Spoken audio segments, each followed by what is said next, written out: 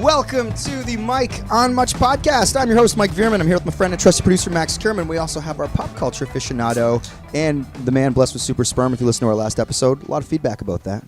Shane Cunningham. I feel like maybe it was in my personal life. People were like, wow, that episode was wild. Yeah, I did get a lot of congrats on the sperm count. A lot. I posted, there's a burrito place, natural segue, but there's a burrito place called XXX Burrito. And I saw you posted with that place. Yeah, so I said best burrito sauce. So some people, I guess, thought I was implying, since it was XXX burrito, I was implying the burrito sauce was sperm. So a lot of people took it upon themselves to make that post my congratulations about my sperm post. So I got about 7. It was actually the most out of any picture I've ever posted. It was got the most comments because people were like, "That place sucks." Some people would talk about sperm. Some people would be like, "Really?" And then, is it any good as a burrito place? No, I was just making a cum joke. We are also here with intern Erica, who is working the dials. There's lots going on in the world, gang.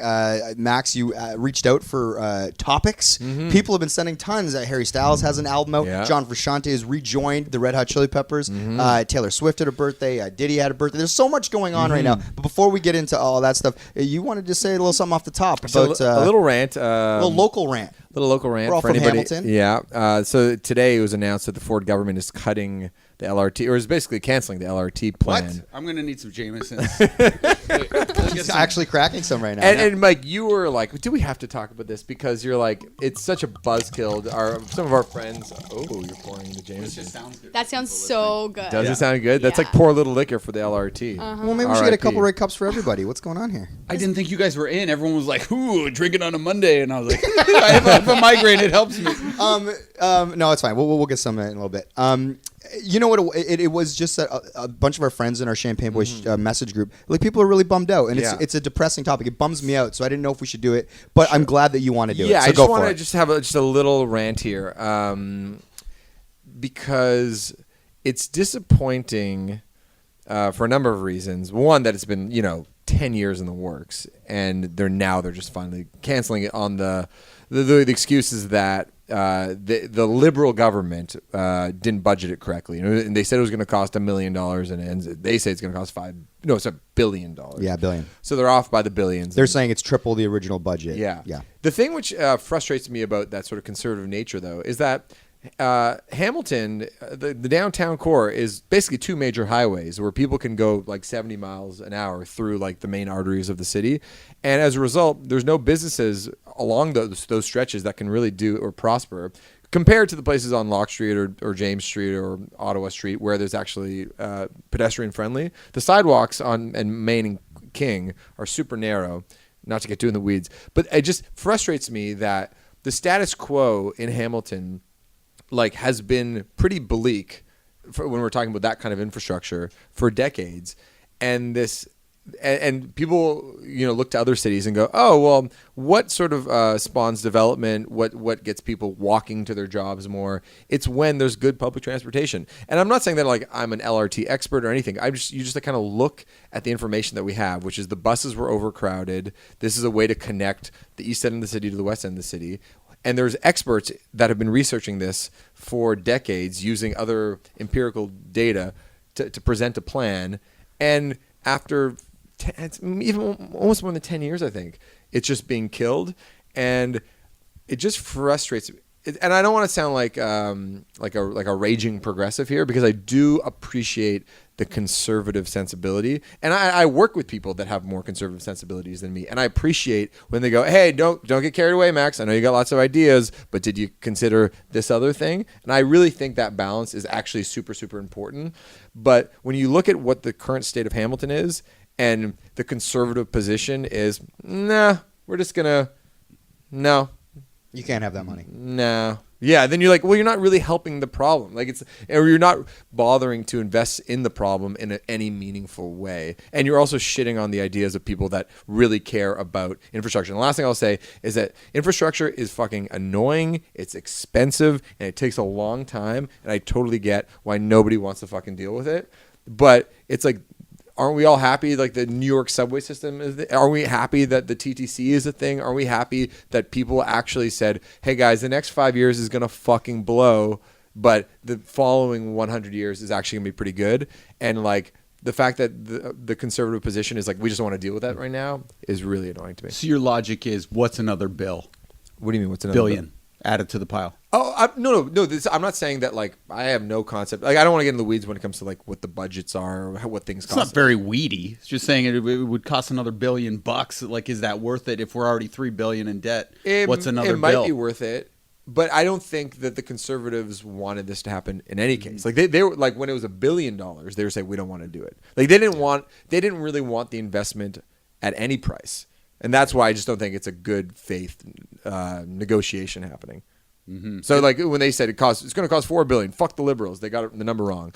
Then it's just like, okay, I don't think you ever had any interest in doing it. And sometimes you need to let progressive ideas fly and a chance to kind of evolve, because good things can happen. Like all the things, all the roads, all the infrastructure that we have is because people actually decided to pony up a long time ago. It's tricky. I don't know how those debt things even really work. I don't know how they work either. Like my wife is so upset. She really wanted the LRT. But she also, like if we ever get into a little bit of debt, she freaks out. Yeah. So I'm like, if she was running this and she was like looked at the numbers and was like $3 billion, she might be like, well, maybe we don't do this. Well, there's a lot of ways to look at the numbers too. It's just like, okay, it's more expensive than you thought, but it's actually going to be bringing a lot of jobs. It's going to make Hamilton a more appealing place to live. It's like these are big picture questions that every city has to deal with, right? It's like, how can we invest now so there's a payback later? Yeah. You live in Waterloo, or you're from Waterloo, and you guys have an LRT. We do, and it's pretty new. It's like a year-ish old, and I think it's been awesome so far, from the most part. Like, and time will tell.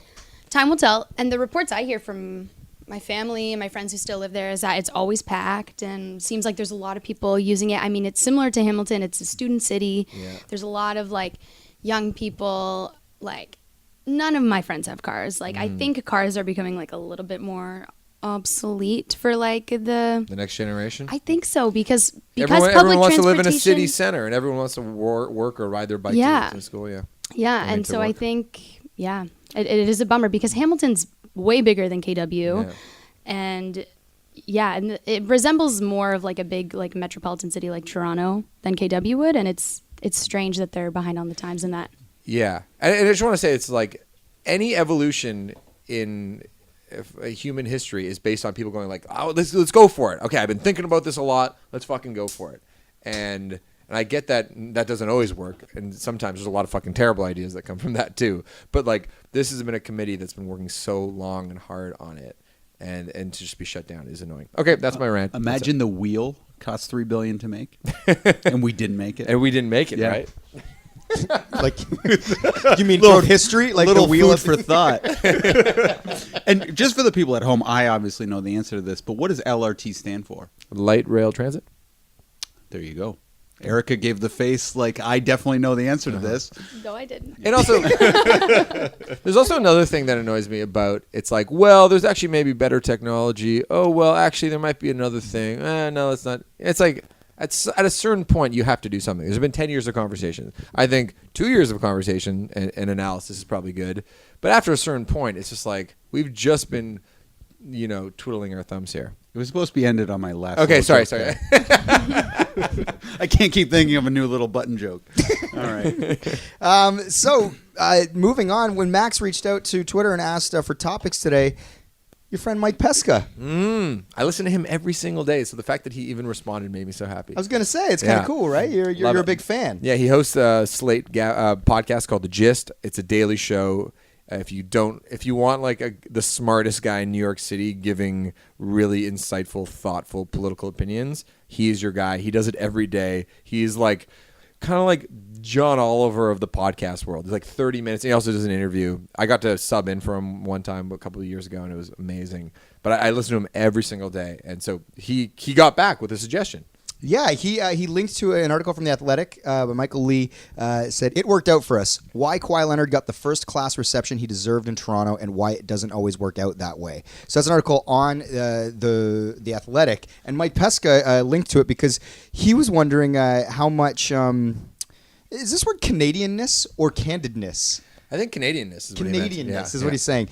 Informed the Raptors fans' joyous response to Kawhi's return, and he thought this was a good take. So I read the article because I subscribe to The Athletic. Me too. I'm a fan. And it was an interesting sort of read. Hey, look at us supporting local journalism. You know, that's how it goes. Yep. Buddy. I read up to the point where it says subscribe. I also signed up for the Globe and Mail. Mm-hmm. So, Mike, our conversation a few pods ago, we talked about supporting newspapers, and everybody ought to do it. Yeah. But so, Mike, what do you? So, describe the article and tell us what you thought about Kawhi's return to Toronto. Yeah. So, for those of you who don't know, Kawhi Leonard, he returned to Toronto last week for the first time since winning the championship, and then subsequently deciding to go and play for the Los Angeles Clippers. He left our team, And historically in the NBA, when big time superstars leave those teams, there's a certain amount of bitterness. If you're a Toronto Raptors fan, I'm sure you remember when Vince Carter returned and all the vitriol that happened. LeBron, the first time he left Cleveland. Kevin Durant back to OKC. There's a long history of star players getting booed in the towns that they spurned. This was a very unique situation for a lot of reasons. One, Kawhi only played here for 1 year, and he was traded here, Two, he won us a championship. Yeah. Three, he was a Finals MVP and chose to leave. So that already is like sort of a precedent-setting, historical thing in the NBA. That just doesn't happen. Like the closest thing was Michael Jordan retiring after the championship, the three-peat. They three-peated. Michael Jordan retires, goes to play baseball, but he didn't leave to go play for another NBA team. Like players always come back and try to repeat. That's just sort of what you do.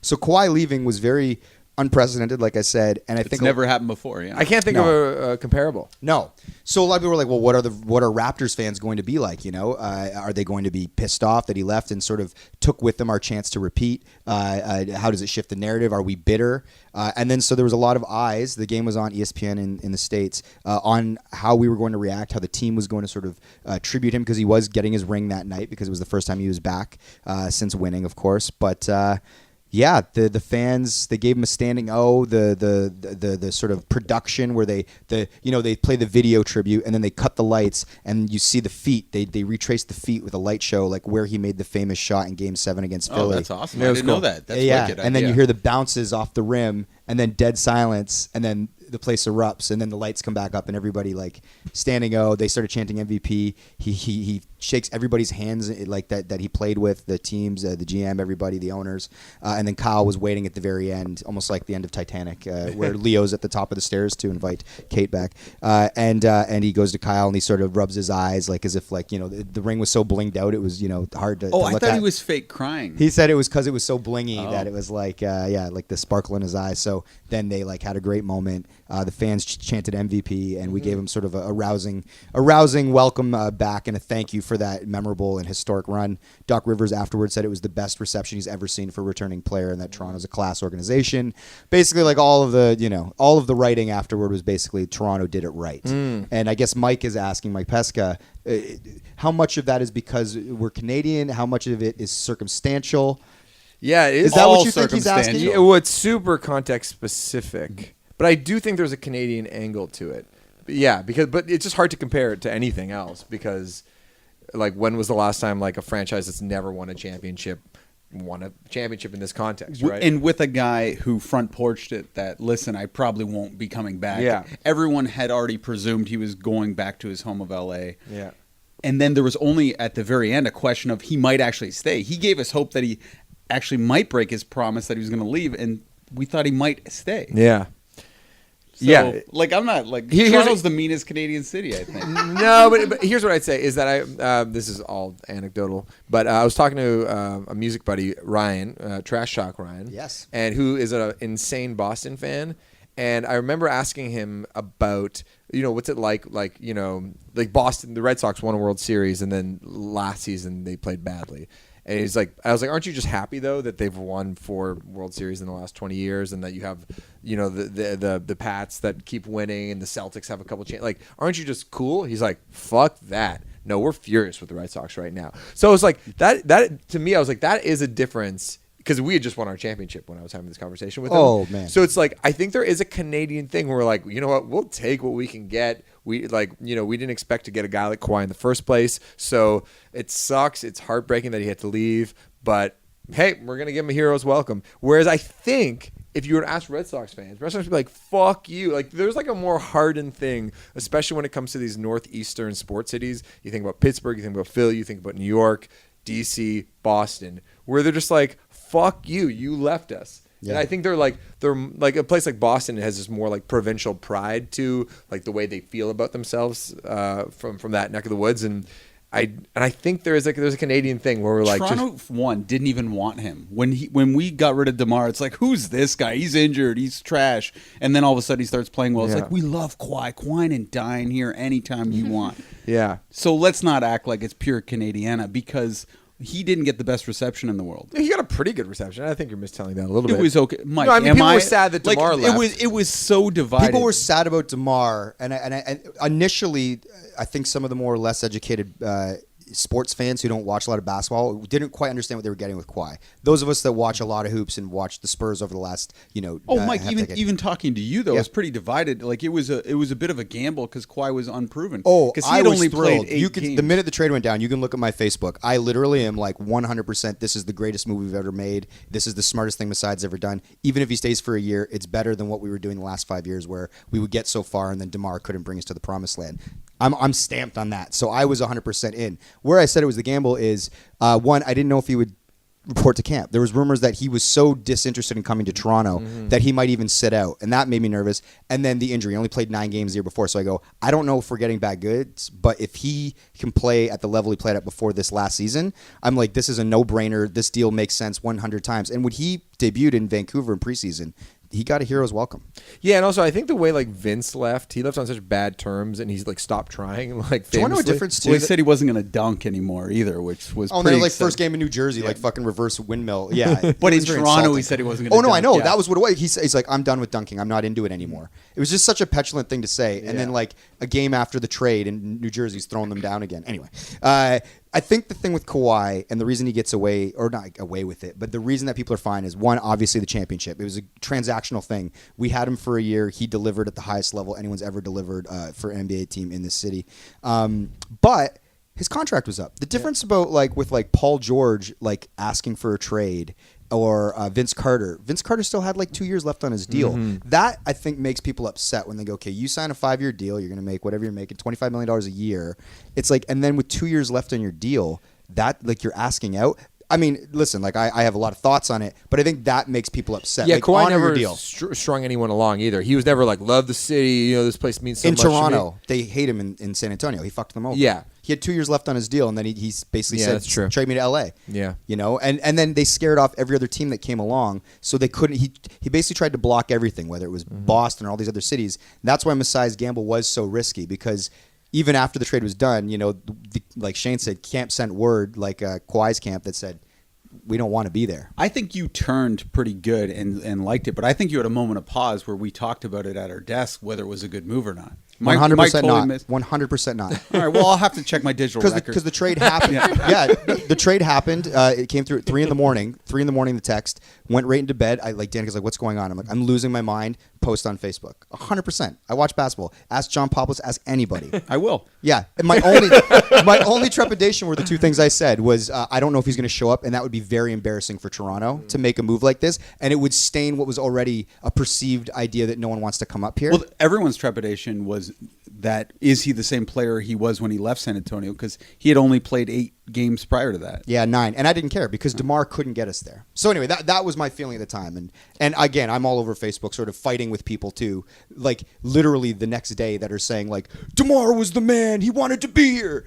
You could see the thread. And I never engage on Facebook, but on this one I felt very very passionately about it. Yeah, I guess to answer Mike's question though, it's we'd have to kind of do a thought experiment where let's put this situation in Boston. I know, and it's all there's a lot of variables here because Boston's won a bunch of championships, whereas no Toronto team had won anything since 1992. It's but let's put this exact situation in Boston. Okay, so Larry Bird. Yeah. He's Larry Bird in his prime. He says, I'm coming to Boston. I think after this season, though, I'm going back home to Indiana, but I'm going to win Boston a championship.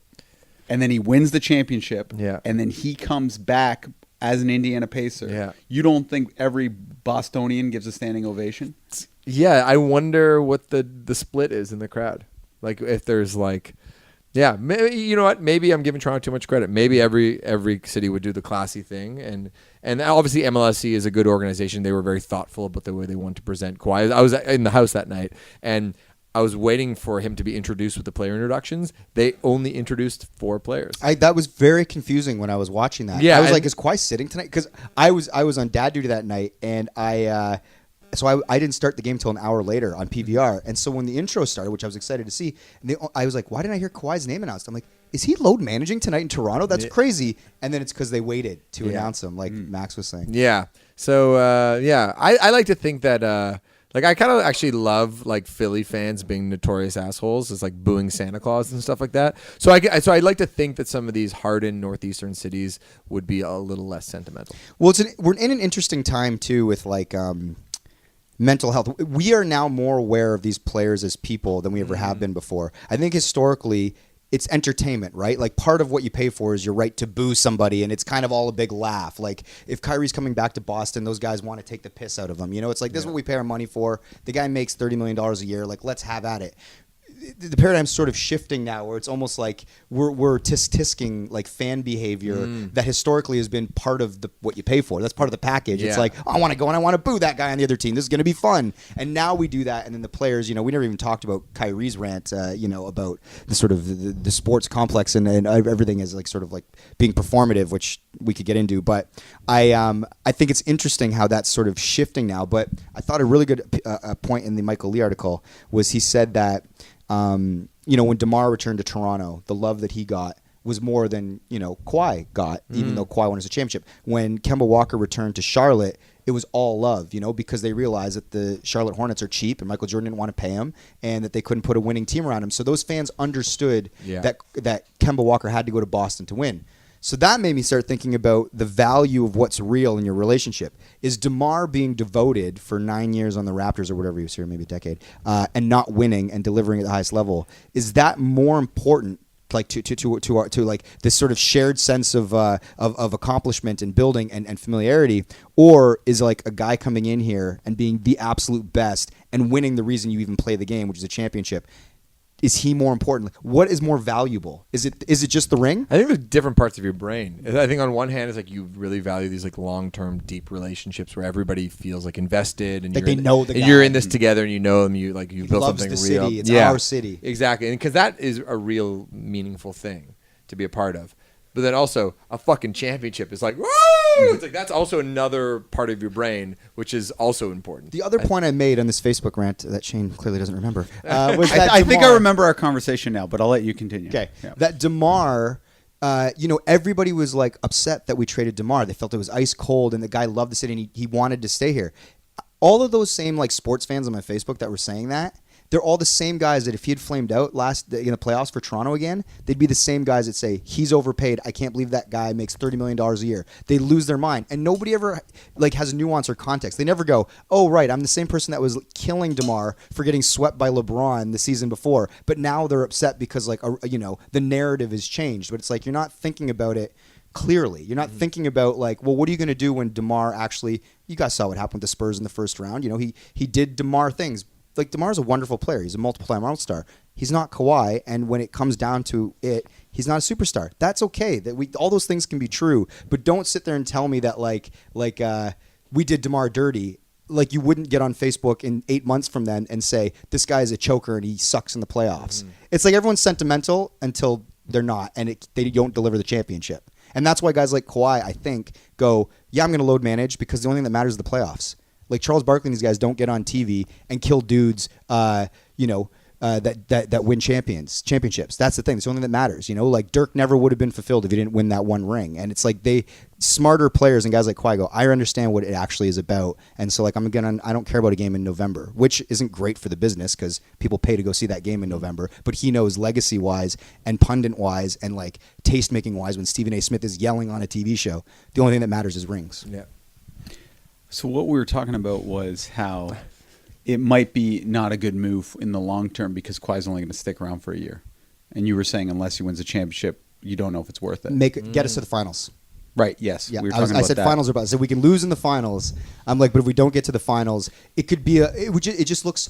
Here's the thing. I think outcome actually does change perception. I think that for me, going for Kawhi was the right move, even if they lose in the conference finals. Or the semifinals would have been rough. Mm-hmm. But I think that narratively, people would have thought that it was a thirsty, desperate look by Masai in Toronto. Yeah. Now he looks like a genius because history, declares winners and losers. Nick Nurse has alluded to this before. If that ball bounces out in Game 7 and Philly goes on to win in overtime, in the semifinals, it's like Match Point. It is The movie Woody Allen. I like that That's movie. true. Yeah, don't watch it because Woody's bad. Oh yeah. But I hate that movie. yeah, I don't know if Canadians were nicer on it. I think I agree with Shane. I think it's circumstantial. I think that's why we were so. But maybe we are kinder people. I don't know. Yeah, no. There's Well, when definitely KD tripped, we were all over him. that's not totally true. Ripped either. his ACL. Yeah. No, but we ripped him for ripping his that Achilles. ACL. Achilles. Or whatever it was. Yeah. We were all pointing and laughing. No, and then, part of the crowd I'm was. just saying what people were Yeah. saying in the media. I'm not saying my opinion. Yeah. But Canada was the worst at that moment Yeah. in time. Now we're the best again. Yeah, yeah, and this is just an odd one because it is so context specific. There's never been a superstar with a personality like Kawhi. We had never won a championship. It's like he left us to go home. Like there's so many things that are very specific that would lead to us giving him a hero's welcome, I think. Well, he just made us feel like winners, and I think for this town and our sports fandom with the Leafs and the Jays, it's been so long since the Jays have won, and especially the Raptors, we have so many moments where it's like, oh, why doesn't it happen for us? Or how come it's going like that? Why does it have to be the absolute? Like when LeBron, to win game 3, that we're making a magical comeback on in the playoffs last year, hits a running floater kissing off glass at the buzzer to beat us. It's like, they're fucking with us. Like we are the Washington Generals. Like we're never the Globetrotters. And when Kawhi was here, it almost like, it was just so fun to sort of experience that. And I think you got to thank a guy for bringing that to you, because when you watch as much hoops as we all watch, it's like you go, this is very, very, very rare. And yeah, it's sad that he left, but fuck it, man, standing out. Cool. One more thing on the Raps. I got to give a shout out to my brother Greg, because as This is you the know, story of the week. if you guys listen to this podcast, my brother Greg works for MLSE. He does a lot of documentary work. He does that show, All for One. Erica, you work with my brother. That show, yeah. Great show. Great show. Fantastic Amazing show. show. Also, you guys were shooting the parade, the Raptors parade. You guys do all sorts of work. You're Yeah, very that was versatile. awesome. Yeah. Because my brother is an employee there, they gave all the employees rings, like these beautiful sort of Real deal championship rings. for real. Yeah, like they spent a lot of money sort of giving out rings to different full-time employees, executives, people like that weren't on the team. So I knew my brother was getting a ring, and I was very excited for this because I heard they were going to engrave our name. So there was going to be a ring that exists with the last name Veerman on it. Like I was so proud. I was like, this is going to be something in our family. It's pretty wild. So on Friday night, my brother came by just because he needed to drop off the keys because he borrowed our car, and he had a bag, and he goes, "Hey man, here you go." And I was like, "What?" He's like, "This is your ring." And I was like, what are you talking about? And I had seen I'd seen Birchall's story that day, so I saw that the employees were getting their rings. So I was like, oh, this is gonna be fun. I'll probably get to see my brother's ring. He's like, no, that's your ring. And I was confused. I was like, no, like what do you mean? I'm like, it's like what you got what do you have a replica ring or something like for me? He goes, no man. He's like, that's your ring. It's yours. I want you to have it. And I'm looking at Danica, who was sitting with Winnie, and Danica was tearing up. So then I started to be like, what's going on here? And everyone in the room knows something I don't. I'm like, you're giving me your championship ring? He's like, yeah, man. He's like, you've loved this team longer than I have. He's like, I want you to have it. I was like, I was shocked, and I was like, did you know about this? And Danica was like, yeah. I guess Greg had called and asked for my ring size like 8 weeks before or whatever. That's so Greg good. had been planning this, and then I brought the ring here. If you guys Yeah, want to see it. amazing. Whoa. So I didn't know. I'm like, am I allowed to accept this? Am I a bad brother if I accept this? Don't deny Greg the opportunity to do something nice for his brother. Yeah, wild, right? Oh, that's so cool. This is Birchall, Adam, the Nut was saying that this is real gold, real diamonds. It's kind of insane. I was blown away. That's so nuts. Oh yeah, it has all the series in it. Yeah, that's every 4-1, 4-2, 4-1, 4-3, 4-2, 4-2. Yeah. Man. On the inside of the ring, it's engraved. So then I posted That's so on crazy. I posted on Instagram that night just because I was like, And my brother's not nearly as sentimental as I am. So like, even when I ended up seeing him later that night, I was like, I kind of got sentimental on social media.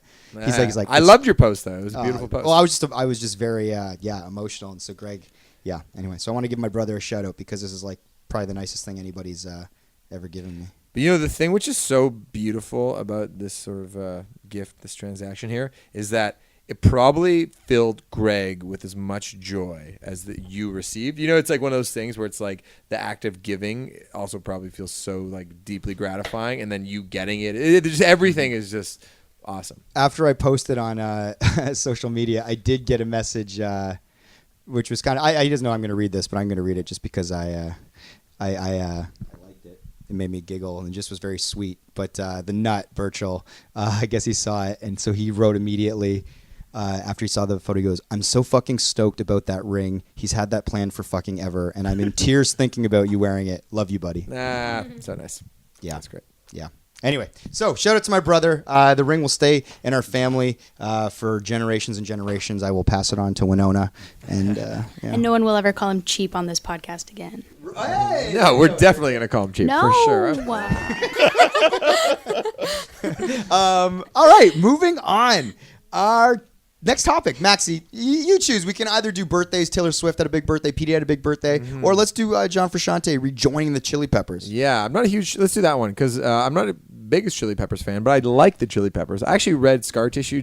I read that too, yeah. Isn't that a crazy book? That's the autobiography of Anthony Kiedis. Yeah. That guy had a crazy life. Just the Cole's notes is basically he was having sex when he was like 8 years old and like tried heroin when he was 11, and he's like moved from Michigan to live with his dad, who was like this bohemian, like California guy, and he just had like one wild experience after the next.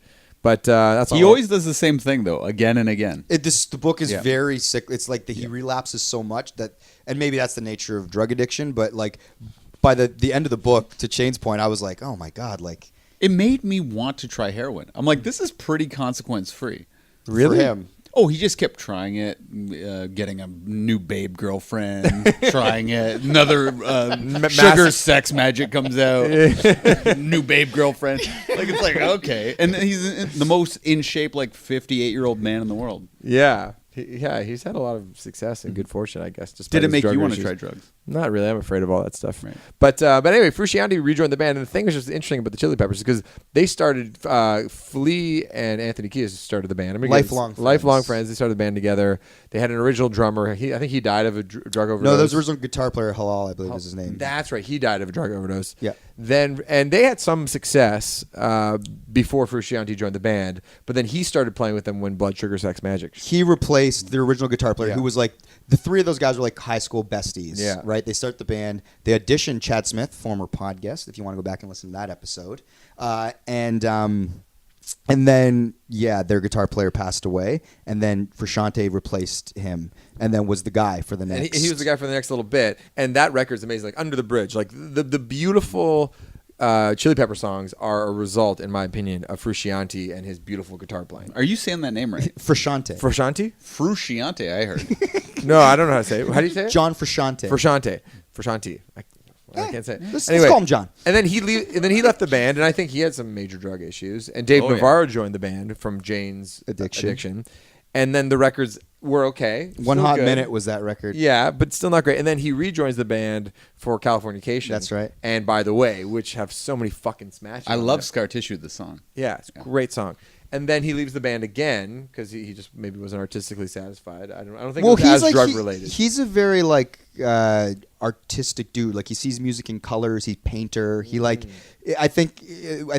I mean, the narrative. None of us know him, but it's like I think he's sort of like he can't force the muse. He's a real sensitive guy. So when he's not feeling it, there's actually a very, very, very famous clip that is fascinating to watch. Me and my brother have been watching this for years. It's them performing Under the Bridge on SNL, and John Frusciante is so sort of, I think, because Kiedis talks about this in Scar Tissue, the book, is so sort of out on like the commercial success of the band and the way they're sort of become commoditized, and maybe the dynamics with Anthony in the band and all that stuff, that when they're doing SNL, Frusciante decides to, like, as an act of like sort of like willful defiance, play the song like fucked up, like it's funky in like a wrong key, and it's live. What? You can watch this Oh clip. my God. And so Anthony Kiedis says it's one of the most embarrassing moments of his life.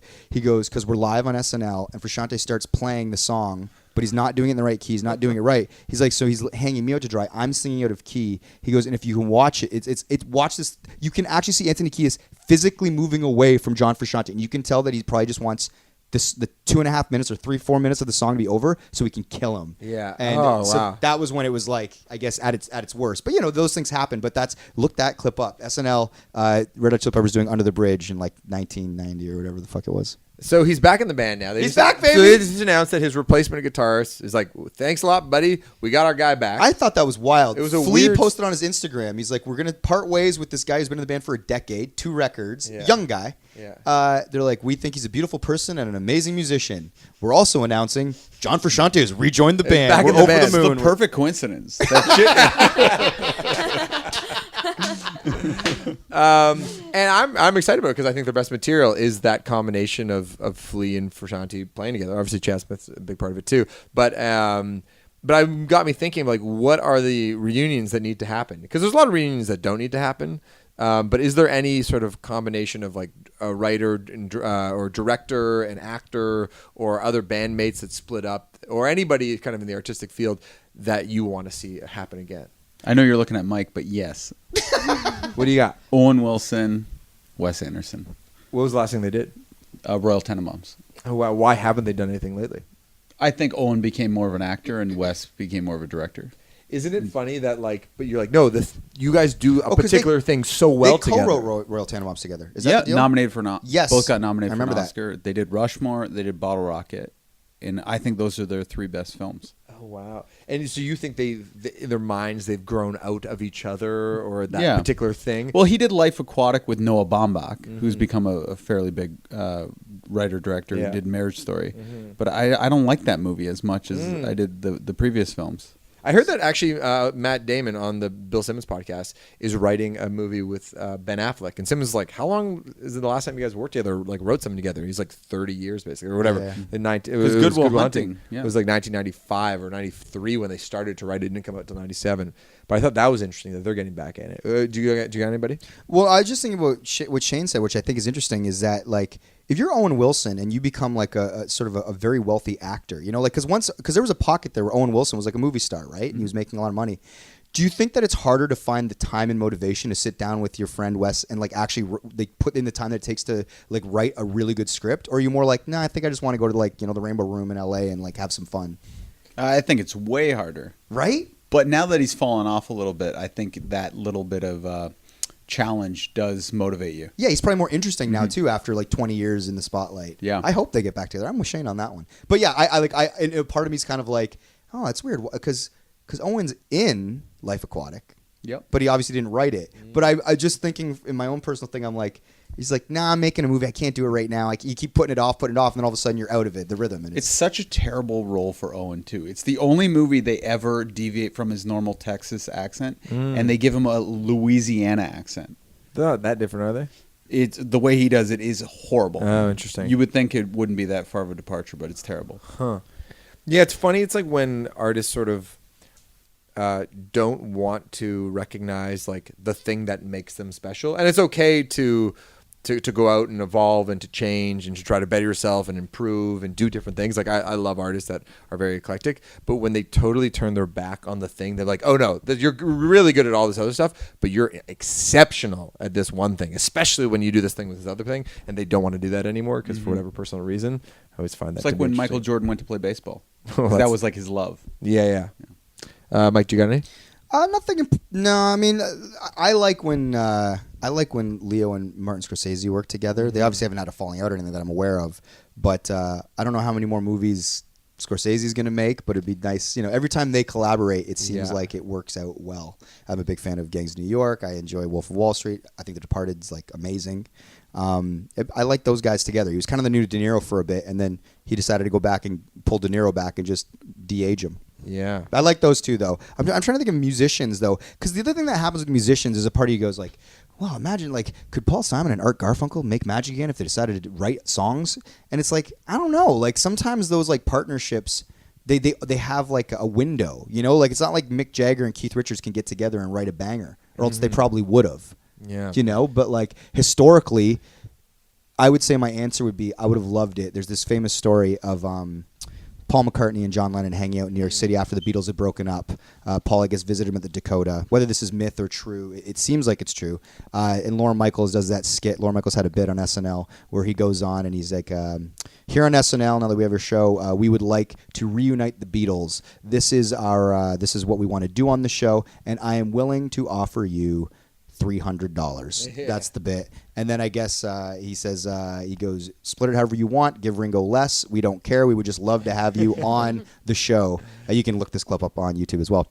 Apparently, John and Paul were watching it in New York and were trying to figure out whether they could get to the studio or not, just to take the piss out of the bit. Oh, like wow. they would have walked in and said, like, you know, they would have put him on air live.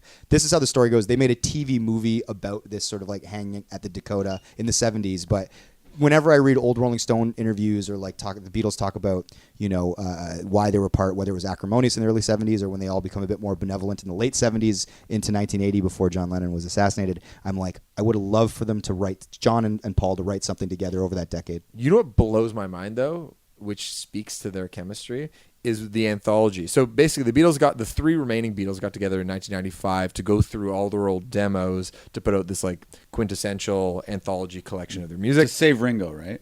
That He was the- bankrupt. Apparently, George and Paul agreed to do it because Ringo was not in a great place financially. Oh, interesting. That's been the I story. didn't know that. But here's the thing. So basically, they ended up recording as the Beatles 2 songs that were Lennon songs from the 70s. So there was a song called Free as a Bird and Real Love that were like Lennon demos, and they still had the vocal and a bit of his guitar on it. And they built up a track around his vocal performance. And then they also like wrote a bridge that Paul sings. And they basically constructed a song with the 4 Beatles. And those 2 songs are the best fucking Beatles songs. Like those songs like stand up to any Beatles songs that was written in the 60s. And you just go, oh my God, their chemistry and the way their personalities played off each other was so fucking good because they each had really, really good solo careers, but they never reached that sweet spot, in my opinion, that the Beatles were known for. But then it's like, take a Lennon demo, get George and Paul singing over top of it, have Ringo drum on it, Paul write a bridge, does like a slide George does a guitar, guitar yeah. solo, and the songs are fucking beautiful. I can't recommend you to listen to this more. Like Regina Spektor covered Real Love, and it's so beautiful. And so anyway, yeah. Those are the 2. Those are the I don't know two. if that answers the question properly, No. but who are yours, Max? This is not quite as monumental as John and Paul, but another songwriting duo, Ed and Steve from the Bare Naked Ladies. Hey, that's a great answer. Yeah, because I'm a Bare Naked Ladies fan, and I've become pals with Ed. You know, I ran into him a couple weeks ago, and we've obviously interviewed Steven on the podcast. And Ed. And they have such a good chemistry together, and their live show was really about the 2 of them. And obviously Steven's not in the band anymore. Bare Naked Ladies tour without him, but there's such a great partnership in the way they perform together and the way Steven would sing his own songs. So anyway, I just like want that reunion to happen. Erica, what do you got? Is there anyone you want to see I don't know. I was reunited? thinking about this a lot. I don't think I'm quite in the age where a lot of my influential pop culture. What about like Tom folks DeLonge coming back into Blink-182? What about 1D getting back together? don't really care for 1D as a whole. Oh, They're way interesting. better solo. Okay. My one group would have probably been the Jonas Brothers, and they just And did their they reunion did. tour, which I attended, and I was extremely satisfied. So Nice. That's slaying. Gangbusters, that tour. They're doing arenas, man. yeah, bigger than they ever were. back-to-back nights. They can all thank Nick for that, by the way. Yeah, for sure. He's the talent. All right. All right, moving on. Let's quickly hit Taylor Swift's big birthday party. Max was all over. You were looking at the pictures on social media. We were taking a look before we recorded this pod. Looked like it was well attended. Yeah, well, it's She one seems of these very things popular. where, like, with celeb birthday parties, is like they take these group photos and you tap on the photo on Instagram to see, oh, there's Camila Cabello. Oh, there's, Martha Hunt. Or is that a celebrity or that's her name, right? She's a model or Model, something? yeah. Yeah. It's like just like kind of, and also Diddy had a party this weekend for his 50th, and Kanye and Jay-Z were there together, and they're famously kind of friends now. I don't know what they are. What now. was the feud between them that kind of separated them? Kanye went on a rant about Jay-Z when he was on his solo tour for Life of Pablo, I want to say, and then Jay-Z responded to him. But they famously put out that record, Watch the Throne, together, which is an awesome record. But yeah, I was thinking like, who would you guys invite to your birthday party? Well, hold on. Let's go back to this Taylor Swift posting these like photos with like 8 famous people in them. Like I imagine there's probably a lot of people at the party. Like, what if you're kind of hanging with the group but you're not famous? Like, do you just sort of know not to try and get in the photo? Do they ask you to sort of like take the photo? Well, and if you do, is Taylor like, what's your Insta handle? Like, I have to tag everyone. Let me see what else is in Like, there. do their non-famous friends just know, sit this photo out? Did this out? Yeah, who did she got here? Like, there's no, gotta but be- you know what? To her credit, though, there's some non-famous people that are tagged in this. So it's like Really? someone named Gypsy, well, non-famous in the scope of this party. So someone named Gypsy Moonshine. I've never heard of her. How many followers do they have? 68,000. But I heard they only had 300 before she tagged them. Oh, really? There's No, another. I'm kidding, Mag. Oh, okay. There's another person named Milani. I don't know. She's a lover, laugher, singer, and seeker. And she has got 49,000, but maybe she's her backup singer. I wouldn't be surprised at that. Oh, yeah, she is Taylor's backup singer. There's another singer. Okay, it's a lot of her backup singers who have like 50,000 followers. They got tagged. Oh, that's pretty good. That's generous of Taylor. They get those followers because the Swift fans, Of course. think they can get inside look at Taylor by following the ancillary people that orbit her. Yeah, her guitarist was tagged there. So she's got her band out, got her drummer. Actually, poor Matt Billings only has 3,700 Oh wow! Instagram followers. But also her friend Abby from high school. She's still her best friend. I And bet you she- Abby's got a lot. Yeah, how much does Abby have? Okay, let me predict. Yeah, we'll do it. 120. Okay, let's see here if I can find. I'm gonna it. say the best friend, Taylor Swift's best friend from high school. I'll go 300. You got a guess, Erica? They've talked about her on Yeah, probably like 250. another podcast, and she's like apparently like a financial manager, like wealth manager in like Nashville. She's got a very normal job. 364,000. I regretted my thing the second after I said it. Yeah. Anyway. Anyway, So what were you? What was the question? Sorry. I was just thinking about like who you'd invite to your birthday party for the Oh. sweet Instagram Like, photo. Like, what to do make you- it interesting, you mean famous people? Yeah. Right. Okay. Yeah, because I just like to think there's an interesting cross section. I'm sure she's thought about it. She's like, it can't just be me and a bunch of supermodels because I did that before, and I think a lot of people were annoyed with me for that. And it can't just be a bunch of white people, you know. And it's like I need to give some shine to the people behind the scenes, but I also want like Camila Cabello and Ryan Reynolds there too. You know, it's like what's that sweet mix, you know? So Well, this is a hard question because I'm not friends with any famous people. no, you don't have to be friends with them. Okay. I'm just saying you started off, and then I'll say Okay, something. so like for instance, like I'm just trying to think about like who I'd want to roll with, assuming I'm talking dream scenario. Barack Obama for sure. Yeah. I want him in that. Dan Hamilton for sure. Wow. Same level. Right? No, because I Wait, need so now They've you're accomplished mixing similar in things. regular people? no, because you want some regular person shine next to Barack Obama. Okay. Right? I see how To make it look like fame doesn't bother you. Yeah. You don't separate these things. Phoebe Waller-Bridge, Okay. Cool. Dua Lipa because Lauren is jealous of her. Okay. So this would be to create a jealousy trap But wait. and have hot sex afterwards Probably. with But- Lauren. But Lauren's Yeah. not invited. Oh, Lauren will be there for sure. Okay. Yeah, no, that's assumed. Okay, I'm trying to think of other athletes that I really like. That's about as far as I got. Phoebe Waller-Bridge, Barack Obama, and Dua Lipa.